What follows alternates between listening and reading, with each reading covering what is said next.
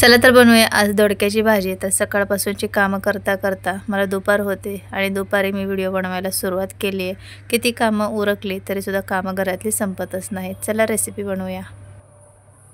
हाय सर्वांना, स्वागत आहे तुमचं आणखीन एका नवीन रेसिपीमध्ये। आज आपण बनवणार आहोत दोडक्याची भाजी। तर बरेच जणांना दोडका म्हटलं की खायला नको वाटतं, तर चला आपण बनवूया झटपट होणार दोडक्याची भाजी।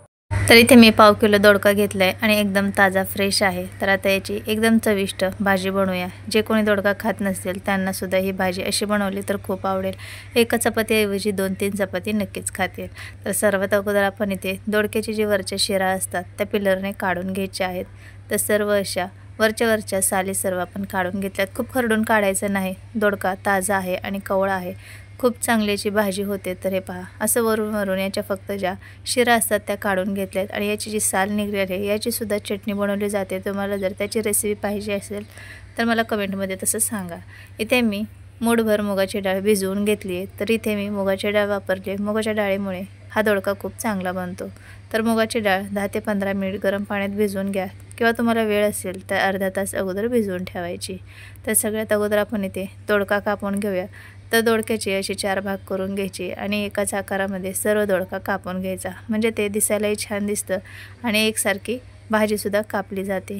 तर हे पहा, अशा पद्धतीने याचे 4 भाग करायचे आणि मीडियम आकाराचे याचे तुकडे करून घ्यायचे, म्हणजे दोडका शिजल्यानंतर खूपच बारीक होतो। त्यामुळे जरा मीडियम असे कापून घेतला की दोडका खूप गाळ होत नाही आणि व्यवस्थित शिजलासुद्धा जातो। तर सर्व इथे असा दोडका मी चौकोनी बॉक्समध्ये कापून घेतला आहे। आता आपण हा दोडका कापलेला सर्व असा पाण्यामध्ये टाकून घेतला आहे। हे पहा, तर दोडका सर्व कापून झाला आहे। आता आपण फोडणी करून घेऊया।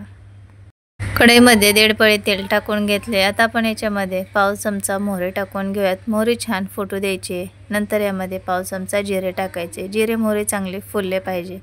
7-8 लसूण पाकळ्या, थोडा अद्रकचा तुकडा आणि थोडी कोथिंबीर असं याचं जाडसर वाटण करून घ्यायचे। 1 चमचाभर हे मिश्रण आपण बनवून घेतले।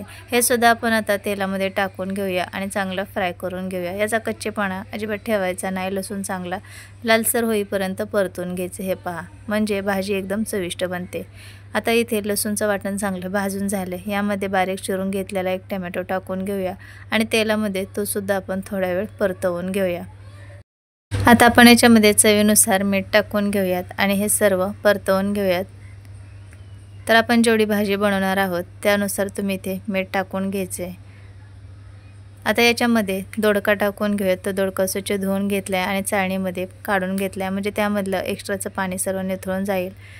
आणि जे आपण मुगाची डाळ भिजवून घेतली आहे ते सुद्धा याच्यामध्ये टाकून घेतली आहे। पाव चमचा हळद टाकून घेऊयात आणि हे परत एकदा सर्व मिक्स करून घ्यायचे।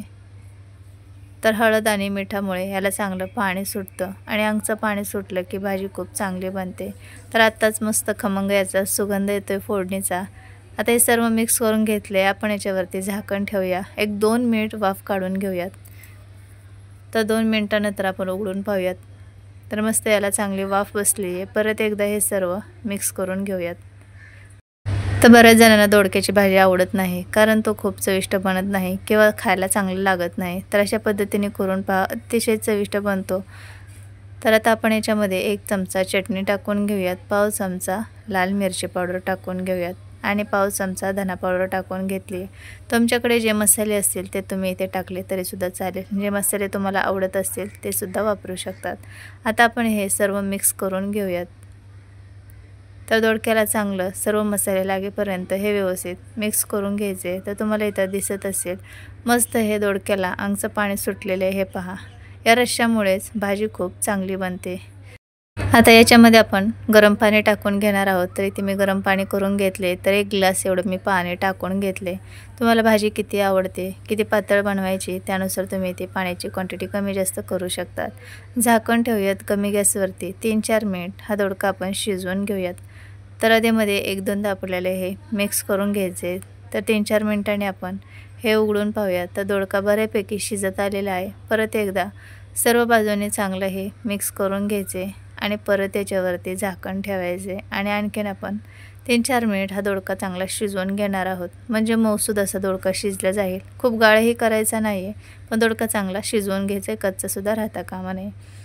तरी ते परत एकदा मी झाकण ठेवून शिजवून घेतले। आता आपण हे सर्व मिक्स करून घेऊयात. तो दोडका चांगला शिजलेला आहे. आता याच्यामध्ये सगळ्यात शेवटी पाव चमचा सब्जी मसाला टाकून घेतला आहे आणि 3 चमचे जाडसर शेंगदाण्याचा कूट टाकून घेतला आहे. तर सगळे शेवटी मसाला टाकल्यामुळे भाजीची चव खूप चांगली लागते. पहिले सगळे मसाले टाकले तर सगळी त्याची चव निघून जाते. त्यामुळे जरासा शेवटी एखाद दुसरा मसाला टाकला तर भाजीची टेस्ट आणखी डबल होते. आता हे सर्व आपण मिक्स करून घेऊयात. तर इथे पहा दोडका एकदम चांगला शिजला आहे. खूप गाळही झालेला नाही आहे. आपण त्यामुळेच थोडा मोठा कापून घेतलेला, म्हणजे शिजल्यानंतर तो चांगला आहे तसा राहतो, खूप गाळ होत नाही. सगळे शेवटी बारीक चिरून घेतलेली कोथिंबीर टाकूया. तर झटपट आपली इथे दोडक्याची भाजी तयार झाली आहे. आता सर्व मिक्स करून घेऊयात. तर मस्त खमंग सुगंध येतो आहे. तर कोण म्हणणार नाही की ही दोडक्याची भाजी एवढी स्वादिष्ट बनते. तर सर्व भाजी मी इथे प्लेटमध्ये काढून घेते. हे पहा दिसते ना एकदम भन्नाट. तर दिसायला जेवढी छान दिसते तेवढीच खायलासुद्धा एकदम टेस्टी लागते. तर नक्की अशा पद्धतीने करून पहा, सर्वांना खूप आवडेल. आणि डाळ दोडका खूप वेळसुद्धा शिजवायचा नाही. तुम्हाला दिसत असेल थोडी डाळ तशीच आहे. खूप गाळ होईपर्यंत दोडका डाळ शिजवून घ्यायची नाही. तर मी अशी दोडक्याची भाजी बनवत असते. खूप पातळही नाही आणि खूप सुकीसुद्धा नाही. चपाती भात भाकरीसोबत आपल्याला सहज खाता येते. 2-2 भाज्या बनवण्यापेक्षा एकच भाजी बनवली तरीसुद्धा होऊन जातं.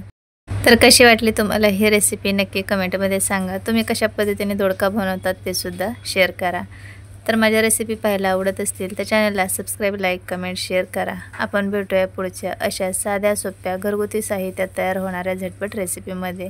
तोपर्यंत बाय बाय आणि चॅनलला सबस्क्राईब करून ठेवा.